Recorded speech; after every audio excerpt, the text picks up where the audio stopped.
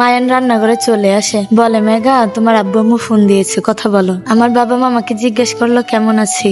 আমি তাদেরকে কিভাবে বলি আমি যে ভালো নেই। তবুও হাসি মুখে বললাম আমি ভালো আছি। এরই মধ্যে শাশুড়ি আম্মু আমার থেকে ফোনটা নিয়ে আব্বু আম্মুকে আসতে বলে। আমার আব্বু আম্মুকে তাদের বাসায় আসার জন্য দাওয়াত দিলেন। আব্বু আম্মু বলে যে পরে আসবে, মায়ানকে নিয়ে যেন আমরা আমাদের বাড়িতে বেড়াতে যাই। আমার শাশুড়ি আম্মুকে সেটা বলে, সাথে যেন বাড়ির সকলে আমাদের বাড়িতে বেড়াতে যায়। শাশুড়ি আম্মু বলল আমাকে এবং মায়ানকে 2-1 দিন পরে আমাদের বাড়িতে পাঠাবে। কথা বলা শেষ হলে ফোন নিয়ে আমি আমাদের রুমে চলে যাই। গিয়ে দেখি দিশা আর মায়ান একসাথে বসে আছে। এরকম দেখে আমি হতভম্ব হয়ে যাই। তাহলে কি দিশাই মায়ানের ভালোবাসার মানুষ?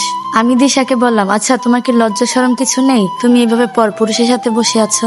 দিশা মাথা নিচু করে নিচের দিক তাকিয়ে আছে। দিশা আমতা আমতা করে বলে মানে আসলে।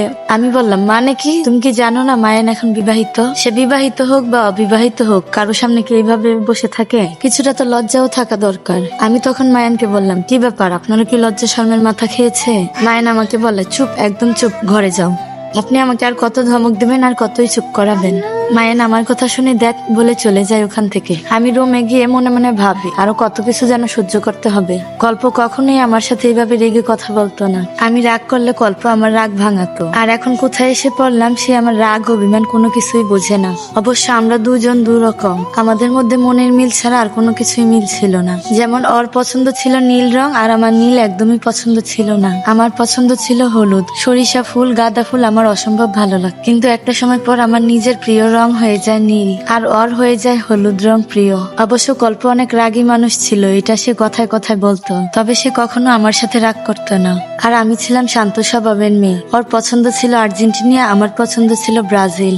তবে আমাদের সম্পর্কের পর দুজন দুজনের দলকে সাপোর্ট করতাম। একটা সময় পর একে অন্যের পছন্দগুলো দুজনেরই ভালো লাগা হয়। আমি একদিন কল্পকে বলেছিলাম তুমি আমাকে নীল শাড়ি কিনে দিবে। কল্প আমাকে বলে বিয়ের সময় সবাই লাল শাড়ি পরে, তুমি নীল শাড়ি নিবে কেন? আমি রেগে গিয়ে বললাম তুমি সবার সাথে কেন আমাকে তুলনা করো? আমি বললাম তুমি সবার সাথে আমার তুলনা করবে না, আমি সবার থেকে আলাদা। তখন কল্প বলল ঠিক আছে আমি বুঝতে পারছি। কল্প আমাকে শুধু ভালোই বাসতো, আমার অনুভূতিগুলো কখনো বুঝতো না। আসলে ও ছিল সবার থেকে আলাদা, কেমন একটা অদ্ভুত যেন। মাঝে মাঝে ওর উপর আমার অনেক রাগও হতো, তবে তাকে আমি এটা বুঝতে দিতাম না। ও আমাদের লাভ ইউনিভার্সিটিও মনে রাখতে পারতো না। অন্য সব ছেলেরা এই দিনটার জন্য অপেক্ষা করে, উইশ করে, সারপ্রাইজ দেয়, ঘুরতে যায়। উল্টো আমাদের স্পেশাল সব ডেট গুলো আমিই মনে রাখতাম। যেখানে ছেলেরা তার ভালোবাসার মানুষের বার্থডেকে উইশ করার জন্য রাতের 12টা-1-এ উইশ করে, গিফট দেয়, সারপ্রাইজ দেয়, কিন্তু তার মধ্যে এসব কোনো কিছুই ছিল না। সেখানে সে আমাকে ঠিক মতো উইশটাও করতো না। মানুষ rose day, hug day, Valentine day, chocolate day ইত্যাদি অনেক কিছু পালন করতো, কিন্তু সে কোনো কিছুই করতো না। রোজ ডেতে মানুষ একটা গোলাপ দেয়, তারপর চকলেট ডেতে একটা চকলেট দেয়, সে আমাকে একটা গোলাপ ফুলের একটা পিকও দেয়নি। না সে কখনো প্রপোজ ডেতে প্রপোজ করেছে। আমি এগুলো নিয়ে কষ্ট পেলেও কখনো সেটা তাকে বুঝতে দেইনি, কারণ প্রতিটা মানুষ তো আর এক হয় না, প্রতিটা মানুষই ভিন্ন, তাদের চিন্তাধারা মন মানসিকতা ভিন্ন থাকে। তবে এটা আমি মানতাম সে আমাকে সত্যি শতভাগ ভালোবাসতো, যে ভালো আর এই দুনিয়াতে কেউ আমাকে ভালোবাসতে পারবে না। আর তাতেই আমি সব থেকে বেশি খুশি ছিলাম। গল্পের কথা ভাবতে ভাবতেই সেই সময় মায়ান চলে আসে। সে আমাকে বলে চলো নাস্তা করব।